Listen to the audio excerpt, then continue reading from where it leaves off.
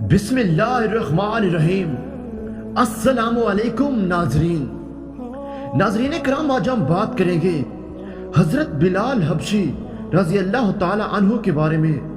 کہ کس طرح حضرت بلال رضی اللہ تعالی عنہ کو کفار نے تکلیفیں پہنچائیں اور پھر کس طرح حضرت ابو بکر صدیق رضی اللہ تعالی عنہ نے انہیں آزاد کرایا۔ ناظرین ویڈیو اینڈ تک لازمی دیکھیں۔ حضرت بلال رضی اللہ تعالی عنہ بڑے مشہور صحابی ہیں۔ مکہ میں مسلمان ہوئے اور اسلام قبول کرنے پر بڑی بڑی تکلیفیں کافروں نے ان کو پہنچائیں، جن کا انہوں نے جواں مردی کے ساتھ مقابلہ کیا۔ ان کے والد کا نام رباح اور والدہ کا نام حمامتہ تھا۔ ان کا آبائی وطن حبشہ تھا، اسی لیے ان کو حبشی کہتے ہیں۔ حضرت بلال رضی اللہ تعالی عنہ حضرت محمد صلی اللہ علیہ وآلہ وسلم کے مؤذن اور ہر وقت حاضر خدمت رہنے والے تھے۔ ان کے سپرد حضرت محمد صلی اللہ علیہ وآلہ وسلم کے اخراجات کا انتظام بھی تھا۔ اسلام لانے کے بعد حضرت محمد صلی اللہ علیہ وآلہ وسلم کے ساتھ جنگ بدر اور دوسرے تمام جہادوں میں شریک رہے۔ سب سے پہلے انہوں نے ہی اذان دی اور حضرت محمد صلی اللہ علیہ وآلہ وسلم جب تک اس عالم میں تشریف فرما رہے مسجد نبوی کے مؤذن رہے۔ مکہ میں ایک عورت کے غلام تھے، اسی حالت میں اسلام قبول کیا اور مشرکین مکہ نے اسلام قبول کرنے پر سخت ترین سزائیں دیں۔ حضرت عبداللہ بن مسعود رضی اللہ تعالی عنہ فرماتے تھے کہ اول 7 حضرات نے اپنا اسلام ظاہر کیا تھا، حضور فخر عالم صلی اللہ علیہ وآلہ وسلم، حضرت ابو بکر صدیق رضی اللہ تعالی عنہ، حضرت عمار رضی اللہ تعالی عنہ اور ان کی والدہ سمیہ رضی اللہ تعالی عنہ، صہیب رضی اللہ تعالی عنہ، بلال رضی اللہ تعالی عنہ، مقدادر رضی اللہ تعالی عنہ، ان سب کو مشرکین مکہ نے پوری طرح ایذا دینے اور ان پر ظلم کے پہاڑ توڑنے کا ارادہ کیا۔ سو اللہ تعالیٰ نے رسول صلی اللہ علیہ وآلہ وسلم کو آپ کے چچا ابو طالب کے ذریعے دشمنوں سے بچایا اور حضرت ابو بکر رضی اللہ تعالی عنہ کو ان کی قوم کے ذریعہ محفوظ رکھا، اور باقی سب کو مشرکین نے پکڑ کر لوہے کی زرہیں پہنا کر دھوپ میں ڈالا اور اس طرح ان کو عذاب دیا۔ یہ حضرات زرہیں پہنے ہوئے دھوپ میں پڑے رہتے تھے اور دھوپ کی تیزی کے علاوہ لوہے کی زرہ گرم ہو جاتی تھی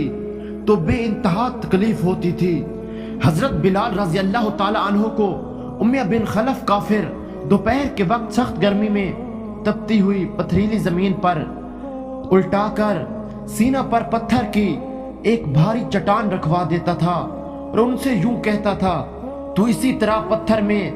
دبا پڑا رہے گا حتیٰ کہ تجھے موت آ جائے یا دین اسلام کو چھوڑ کر اور محمد صلی اللہ علیہ وآلہ وسلم کے ماننے سے انکار کر کے لات و عزا کو پوجنے لگے۔ حضرت بلال رضی اللہ تعالی عنہ اس کافر کو صرف یہ ایک جواب دیتے، معبود برحق ایک ہی ہے، اس سے چھوڑ کر لات و عزا کو نہیں پوج سکتا۔ اللہ کے اس بلند ہمت بندہ کو صرف یہی نہیں کہ تپتی زمین پر الٹا کر پتھر کی چٹان سے دبا دیا جاتا تھا، بلکہ اس کے ساتھ یہ بھی کیا جاتا تھا کہ ان کو مکہ کے شریر لڑکوں کے حوالے کر دیا جاتا تھا اور جو ان کی گردنوں میں رسی ڈال کر چکر دیتے پھرتے تھے، اور حضرت بلال رضی اللہ تعالی عنہ اپنے وہی رٹ لگائے جاتے تھے کہ معبود برحق ایک ہی ہے۔ دن بھر حضرت بلال رضی اللہ تعالی عنہ کو ستایا جاتا اور تپتی زمین میں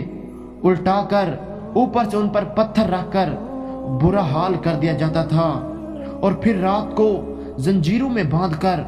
کوڑے لگائے جاتے تھے اور اگلے دن پھر گرم زمین پر لٹکا کر اس عاشق مولا کے بدن کے زخموں کو اور زیادہ زخمی کیا جاتا تھا۔ حضرت بلال رضی اللہ تعالی عنہ کو سزا دینے کے لیے کئی شخص تھے، ایک تھک جاتا تھا تو دوسرا سزا دینے لگتا تھا، کبھی ابو جہل کا نمبر آتا، کبھی امیتہ بن خلف کا، اور کبھی ان کے سوا دوسرے لوگ سزا دینے لگتے تھے، اور ہر شخص ان کو اتنی سزا دیتا تھا کہ اپنا زور ختم کر دیتا تھا۔ حضرت بلال رضی اللہ تعالی عنہ کی یہ تکلیف دیکھی نہ جاتی تھی، ایک روز جب کہ امیتہ بن خلف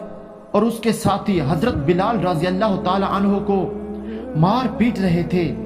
اس طرف کو حضرت ابو بکر صدیق کا گزر ہوا اور انہوں نے امیتہ بن خلف سے کہا، تجھے خدا کا خوف نہیں آتا؟ اس مسکین کے ساتھ کب تک یہ ستم ڈھاتا رہے گا؟ یہ سن کر امیتہ بن خلف نے کہا، تو نہیں اس کو بگاڑا، لہٰذا اب تو ہی اس سے چھڑا دے۔ حضرت صدیق اکبر رضی اللہ تعالی عنہ نے فرمایا،